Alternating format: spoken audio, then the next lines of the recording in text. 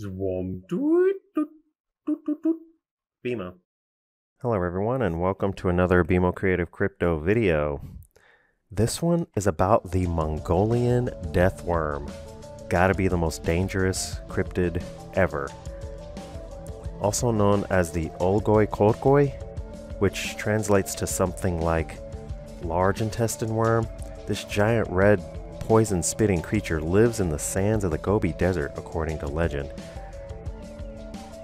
Based on a description taken down by Roy Chapman Andrews, the explorer who may have indirectly inspired Indiana Jones, and who was skeptical of the creature's existence, it lives up to its name. In his 1926 book, On the Trail of Ancient Man, which I've read, which you gotta read that, it's pretty cool, Chapman wrote that the Mongolian Prime Minister had described this beast as a shaped like a sausage, about 2 feet long, so that's not very big, has no head or legs, and is so poisonous that merely to touch it means instant death. The Olgoi Kolkoi is said to be active during the months of June and July, and reportedly it can kill by spitting its toxic venom. If you touch it, you're dead. If it bites you, you're dead. And it also shoots bolts of electricity, which is, I guess, like a electric eel, so if you touch it, it could kill you. Yeah. Mongolian nomads believe in the giant worm and that it covers its prey with acidic substance that turns everything like a yellow color. Legend says that the creature begins to attack it raises part of its body up out of the sand, like maybe half of its body, and then it shoots out the poison in all directions, like it kind of explodes. And so yeah, if you get touched by that, you're done. You're dead. Livestock and humans, they say, are its primary prey, so camels, animals like that, livestock, as well as human beings. Wow, that's so dangerous. Okay, Ivan Merkel, one of the leading Loch Ness Monster detectives, studied the region and interviewed many Mongolian people about the worm. Due to the sheer volume of sightings and strange deaths, he came to the conclusion that the death worm was more than just a legend. So I drew this. Based on the descriptions to me, what they're seeing is like these little antennas that I drew on this worm. Well, little, I mean, is a relative term. The ends of these are intended to be 2 feet long. And then it lifts those out of the sand, shoots its poison, and then ducks back under the sand. And then when the animal or person dies, then this huge worm comes out of the ground like in Tremors or something and eats its prey, because otherwise why would a little 2-foot long creature, it would take it forever to eat a whole cow or a camel or something. So yeah, I think if it does exist, it's a way bigger animal than what people are thinking it is.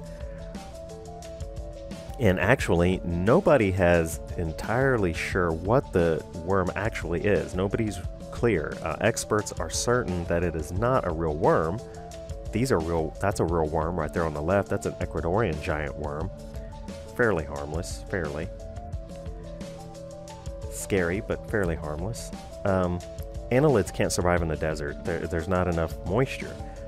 Some have suggested that it might be a skink, which is kind of a lizard with very tiny legs and scaly skin, but the witnesses specifically say that it doesn't have any legs and it's very smooth-bodied, a lot like a worm.